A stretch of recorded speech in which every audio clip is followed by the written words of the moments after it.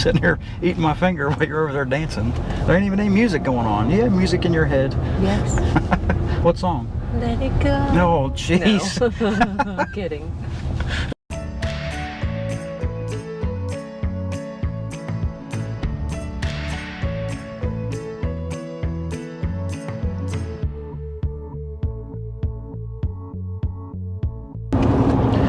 Let us preface this video by saying that we are in no way, shape, or form professionals, smart, great drone flyers, or even experienced. We've made plenty of mistakes. We've had a lot of crashes. We've had even the dreaded flyaway incident. Not with the DJI Mini 2, of course. That was with a different drone. We probably should tell that story one of these days. Oh. But that Wait, which one? The one about the flyaway and the XO. Remember the briar patch? Was I there? Oh, no, you weren't there. I wasn't there. That's why I don't know. Yeah, you were in the house. You saw my expression when I walked in with just the controller and my phone, and you were like, "Where's the drone?" And I was like, another story altogether. We've had those experiences, and we say that to say this. Yeah. We've learned a lot of stuff along the way, and whether it's stuff that we've learned from our experiences or stuff that we've learned from other people telling us, we want to share with you guys 5 tips to fly safely. Mainly the DJI Mini 2 drone, but this really does apply to any drone that's out there. We know that there's way more than just 5 tips out there to try to fly safe, but we went through our list, and it's a pretty long list, and these are the 5 most important things that we thought that we should mention. Well, tip number 1, you want to make sure that you always check the weather. You want to know whether it's going to be sunny or whether it's going to be rainy, of course, but mainly what you want to be concerned with is the wind. We've done a couple of wind test videos with Jack in the past, and normally we wouldn't fly Jack in those windy conditions. Our normal threshold of wind for Jack is probably 10 miles an hour, 10 to 12, maybe 15. And if there's gusts over 20, we normally don't go out and fly. Yeah. But there are those exceptions. Yeah. There's an app for iOS and for Android. It's called the UAV Forecast app. And this is the app right here. What's really cool about it is it automatically populates your location, and it gives you the current conditions of where you're at. And you can actually look up different addresses and things like that too. And you can go 24 hours in advance, and you can check the weather for the next day as well. It's pretty neat. But you can go in here, you can click on the wind, and you can increase or decrease your altitude from ground all the way up to 3,000 feet. No, you're not going to be flying a drone up to 3,000 feet.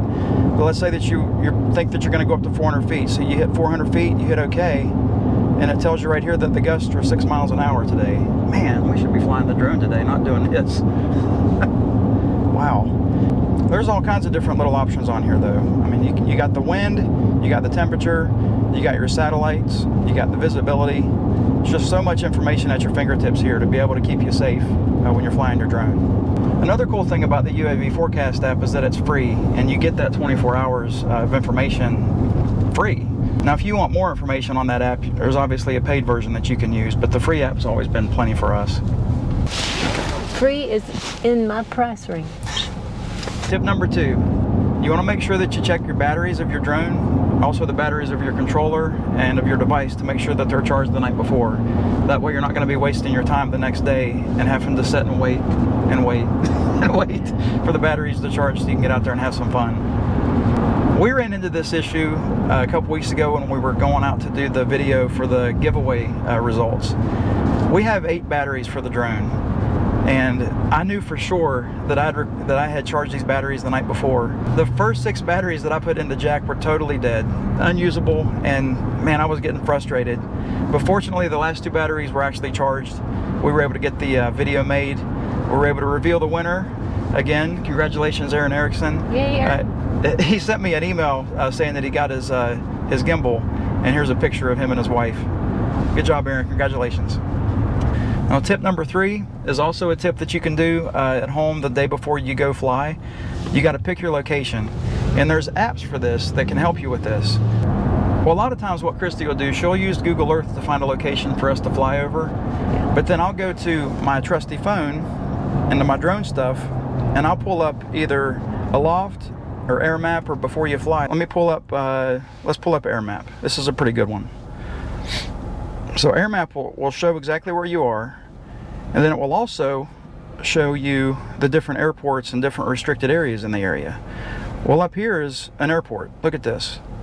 So it shows you we're right there, but it shows you as you get into this restricted area what your ceiling for the drone is.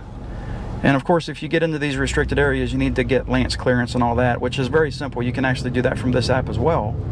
But this is a very handy tool, because if you decide where you want to go fly, you can real quickly pull this thing up, you can look up the address, or you can scroll over to where you want to go, and you can tell right away whether you're in restricted airspace. Tip number 4 is another example of something that you can do the day before you go fly, but it might be better to do it the day that you fly, because what you're doing is you're doing a pre-flight safety check of your drone and of your controller.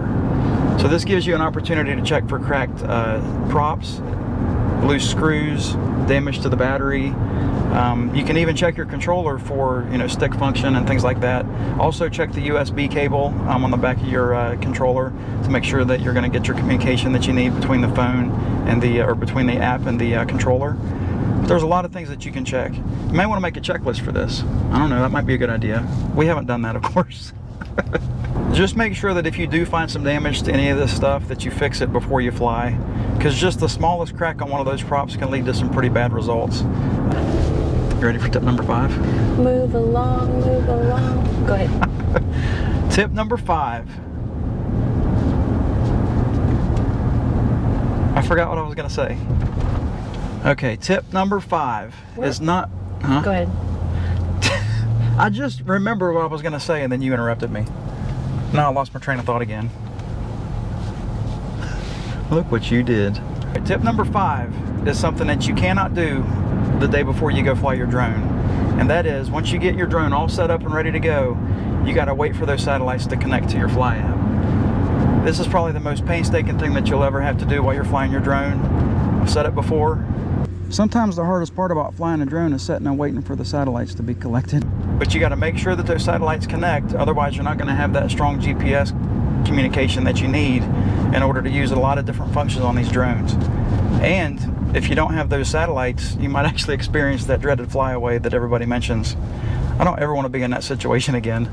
I feel like we need to give them a bonus tip though. Go ahead. Can I give them a bonus tip? All right, bonus tip number 1. 1? There's more? Well, bonus tip. We'll just leave it at that. Now, this is the problem that I have. You get your drone all set up. Like I was saying earlier, you got to wait for your satellites. You got your satellites connected. You got your drone lifted up into the air. You're ready to go. Just have a good time. Well, you got to be able to control your excitement, because you got to do one more thing.